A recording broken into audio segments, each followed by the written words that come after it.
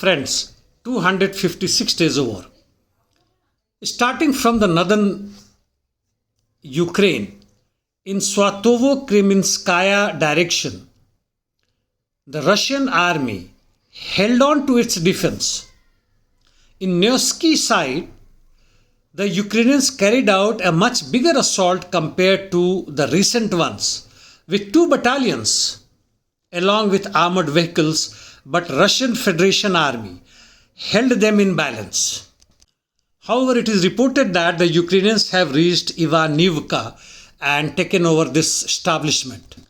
Coming to east, the Russian army continues attacking Avdiivka Ugledar, and some success has been reported in Bakhmut, where PMC has entered deeper into Bakhmut city as per the ISW and is continuing a direct frontal attack on the Ukrainian defense lines.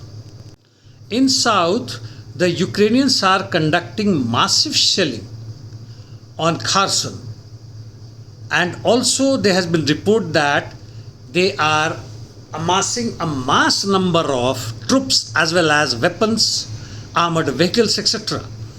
Probably they are preparing or is a prelude to their counteroffensive much awaited so long.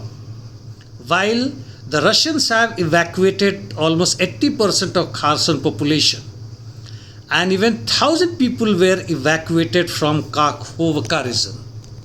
There is a report that the British intelligence has warned the General Staff of Ukrainian Armed Forces to be extremely careful before starting their offensive on Kherson, because all the evacuations and other indications are there that this could be a much bigger Russian trap, unlike in north. Russian offensive was also visible in north, wherein in Kupiansk direction as well in Liman, they have been able to destroy more than 200 and 100 troops along with the mercenaries respectively. And while talking about mercenaries, there are reports that thousands of NATO troops are in Ukraine fighting along with Ukrainian army against Russians.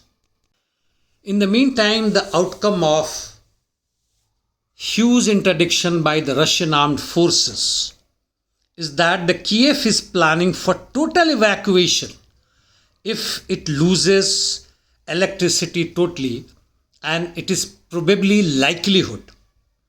While the Washington Post has published that Biden has urged Zelensky to show readiness to negotiate with Russians, at least diplomatically if not in reality, to show the world that they also want peace.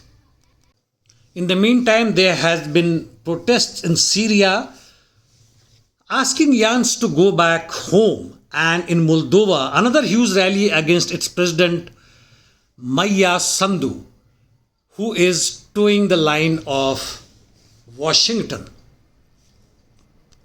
Lastly, friends, there are reports that many countries are likely to face economic recession. It could be USA, UK, India, Brazil, and even rest of the Europe, and the conditions will not be bad for the capitalist but for the working class. Thank you.